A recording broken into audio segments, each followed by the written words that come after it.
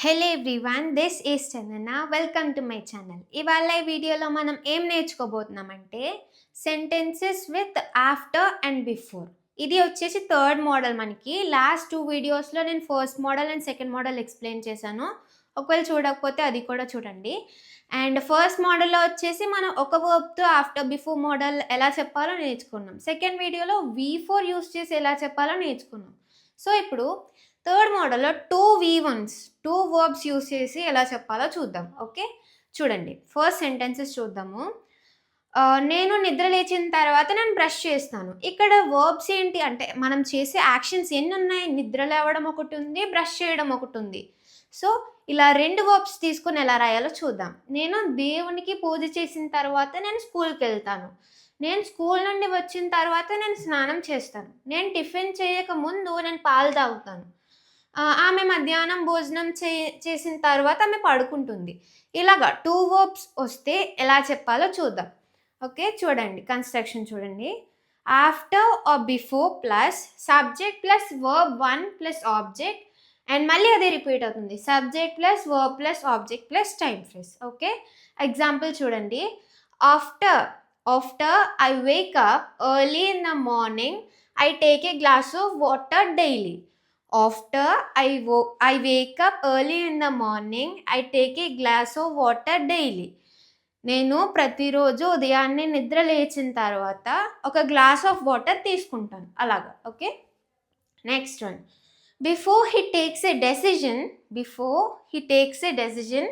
he thinks a lot. Before he takes a decision he thinks a lot.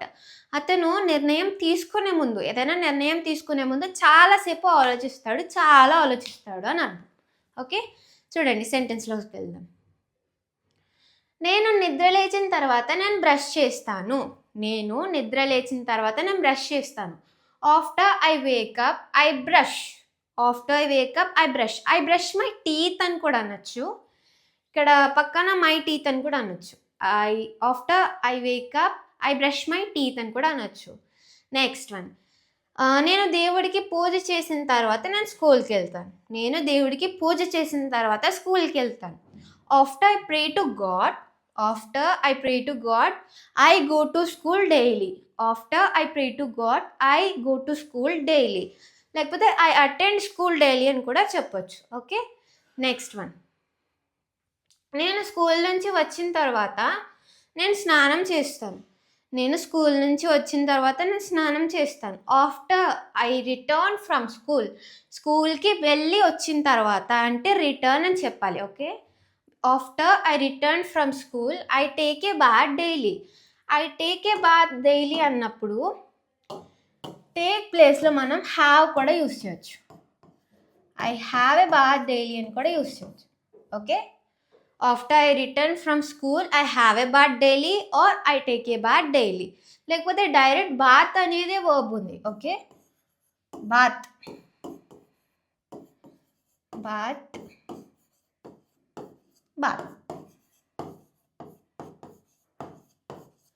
This is V1, this is V2, this is V3. Okay, V1, V2, V3. I bath daily అలా కూడా అనొచ్చు. Okay, next one. నేను tiffin చేయక ముందు నేను పాలు తాగుతాను. దీన్ని ఎలా చెప్పాలి? Before I have breakfast, before I take breakfast, before I eat breakfast. ఎలాగైనా రాయొచ్చు. చూడండి. బిఫోర్ హ్యావ్ బదులు మనం ఏమేమి రాసుకోవచ్చు? టేక్ రాసుకోవచ్చు, నెక్స్ట్ ఈట్ రాసుకోవచ్చు, అక్కడ ఉన్నది హ్యావ్ కూడా రాసుకోవచ్చు. ఈ 3 అంటికి మీనింగ్ తినడం అండ్ త్రాగడం అని వస్తుంది. తిను, త్రాగు అనే మీనింగ్స్కి ఈ వర్డ్స్ యూస్ చేస్తారు. ఓకే, అండ్ ఈ వర్డ్స్కి దీనికి మాత్రమే ఇది ఒక్క మీనింగ్. ఈ స్పెసిఫిక్ వర్డ్ యూస్ చేసామంటే ఈట్ అని మాత్రమే వస్తుంది. అండ్ టేక్కి, హ్యావ్కి చాలా మీనింగ్స్ ఉంటాయి. ఈ ఒక్క వర్డ్కి ఇది మాత్రమే మీనింగ్. ఓకే, ఈట్ అంటే తినడం, త్రాగడం కూడా రాదు. ఓకే. ఆమె మధ్యాహ్నం భోజనం చేసిన తర్వాత ఆమె పడుకుంటుంది. దీన్ని ఎలా చెప్పాలి? After she takes lunch. After she takes lunch in the afternoon.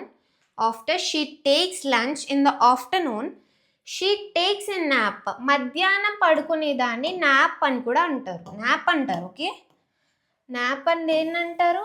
మధ్యాహ్నం పడుకుంటే. ఇది నార్మల్గా మనం నార్మల్ నాప్ V1 V2 V3లో కూడా రాయొచ్చు.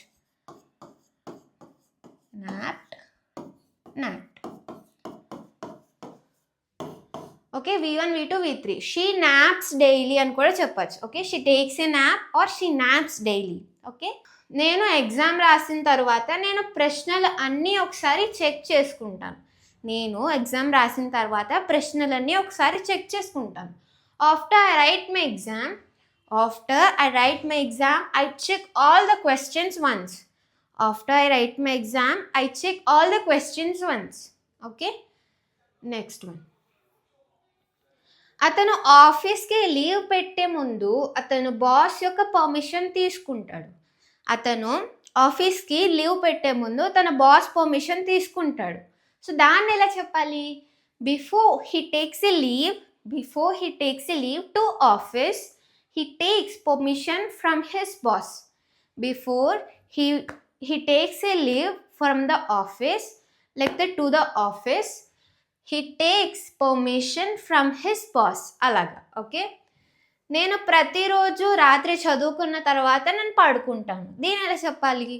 After I study in the night daily, I go to bed. పడుకుంటాను అంటే స్లీప్ అని కూడా అంటారు. స్లీప్ అంటే అంటే జస్ట్ మంచం మీద పడుకున్న తర్వాత మనకి ఇంకా తెలివి ఉంటుంది కదా, సో దాన్ని గో టు బెడ్ అంటారు. పడుకోవడం అంటే గాఢ నిద్రలో ఉన్నప్పుడు స్లీప్ అంటారు. ఓకే, ఇక్కడ పడుకుంటాను అన్నప్పుడు గాఢ నిద్రలోకి వెళ్ళిపోం కదా ఒకేసారి, సో జస్ట్ కొంచెం తెలివేసి ఉంటాం, సో దాన్ని గో టు బెడ్ అంటారు. Okay, next one. అతను నన్ను పార్టీకి పిలిచిన తర్వాత నేను పార్టీకి వెళ్తాను. అతను నన్ను పార్టీకి పిలిచిన తర్వాత నేను పార్టీకి వెళ్తాను. After he invites me to the party, I attend the party. After he invites me to the party, I attend the party. అలా. Okay, last one. నువ్వు బట్టలు ఉతికిన తర్వాత నేను వాటిని ఐరన్ చేస్తాను. After you wash the clothes, I iron them.